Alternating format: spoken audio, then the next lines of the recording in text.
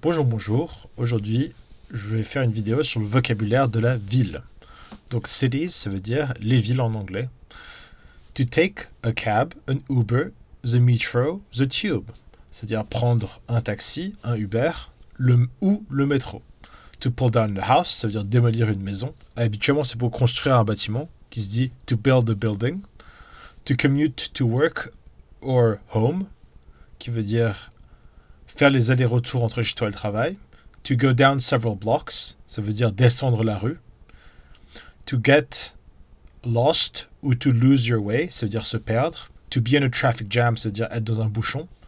To be delayed, ça veut dire être en retard. To cross the street, ça veut dire traverser la rue. To knock down, to run over a pedestrian, ça veut dire renverser ou écraser un piéton. To be swarmed with people, ça veut dire être envahi par les gens. En fait, a swarm, c'est un essaim de frelons. To hurry for a bus, ça veut dire se dépêcher pour un bus. To queue up for coffee, ça veut dire se mettre dans une queue pour du café.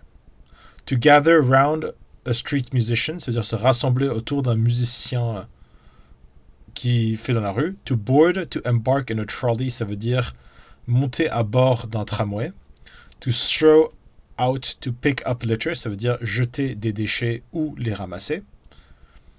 To be at work ou on ou off duty, ça veut dire être au travail, être de garde ou de ne pas être de garde. To ask your way, ça veut dire demander son chemin. To set up, to set out, enfin to set a fire, to put out a fire, c'est-à-dire allumer un feu, éteindre un feu.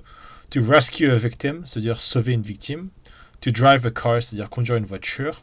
To honk your horn, ça veut dire sonner son klaxon.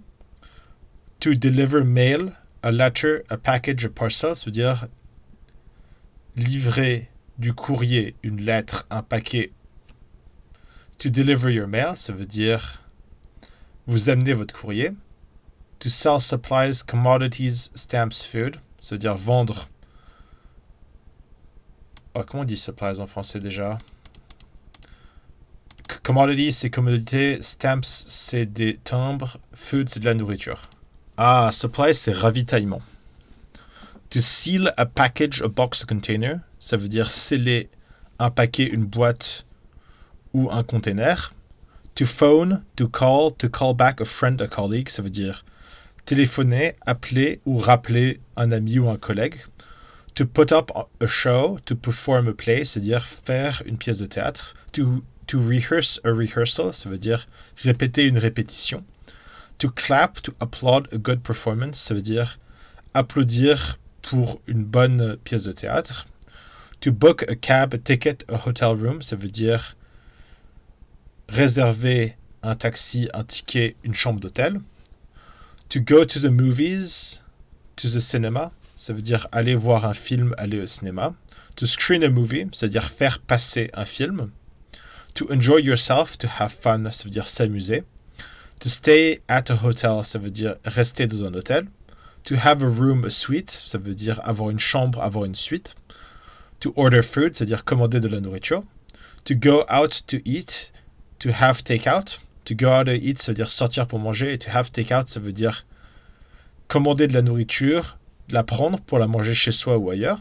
To pay the bill, ça veut dire payer l'addition. To pay the bills, ça veut dire payer les factures. Et to go out for drinks or coffee, c'est sortir pour boire du café ou des boissons. Habituellement, c'est plutôt quelque chose de social. Donc ça, c'est plein de vocabulaire pour la ville. Et on se verra dans une prochaine vidéo. Si vous avez bien aimé, merci de mettre un like et de vous abonner. Sur ce, à plus tard. Au revoir.